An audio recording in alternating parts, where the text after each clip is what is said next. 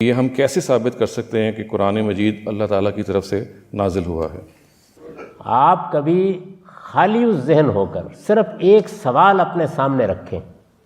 پہلے میں آپ سے بات کرتا ہوں، پھر میں آپ کو بتاؤں گا کہ غیر مسلموں کے ساتھ کیا معاملہ ہے.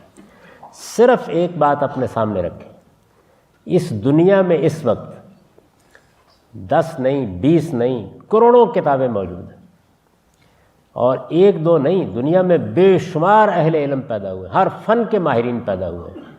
میں پوری ذمہ داری سے یہ بات کر رہا ہوں، میں فلسفے کا، تاریخ کا، مذہبیات کا طالب علم، میں نے دنیا بھر کا ادب پڑھا ہے.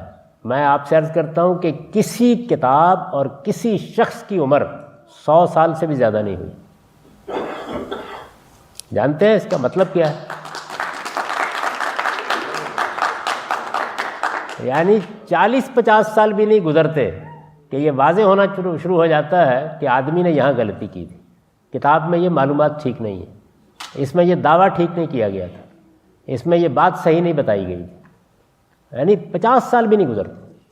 دیکھیے میں استخفاف کی بات نہیں کر رہا، آپ کسی کو پڑھ لیجیے. بھائی نیوٹن پر 100 سال بھی نہیں گزرے تھے کہ اس کا بنایا ہوا کسر مسمار ہونا شروع ہو گیا. سائنس کی مثال لے لیجیے.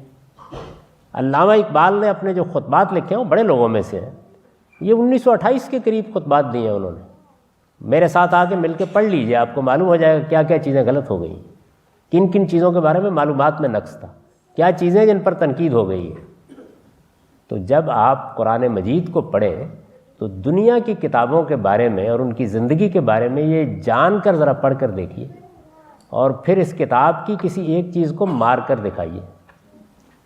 اس کا حرف حرف آپ کو بتا دے گا کہ یہ زندہ جاوید کتاب ہے. یہ 14 صدیوں سے، تھوڑی دیر کے لیے بھول جائیے کہ یہ خدا کی کتاب ہے، یعنی عرب کے ایک صحرا نشین کی لکھی ہوئی کتاب مان کے ذرا پڑھ کے دیکھیے کہ دنیا کے اندر پچھلی 3 صدیوں میں علمی انقلاب برپا ہو گئے.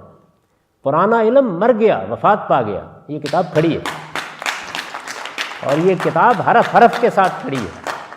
یہ کتاب اس شان کے ساتھ کھڑی ہے کہ اس کا کوئی ایک شوشہ اپنی جگہ سے ٹالا نہیں جا سکتا.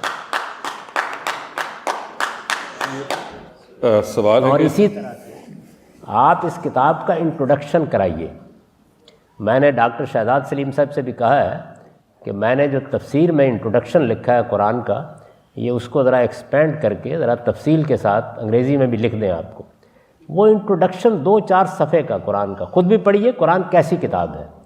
اور یہ غیر مسلموں کو انٹروڈکشن دے کے قرآن کا سادہ ترجمہ ہاتھ میں پکڑا دیجئے.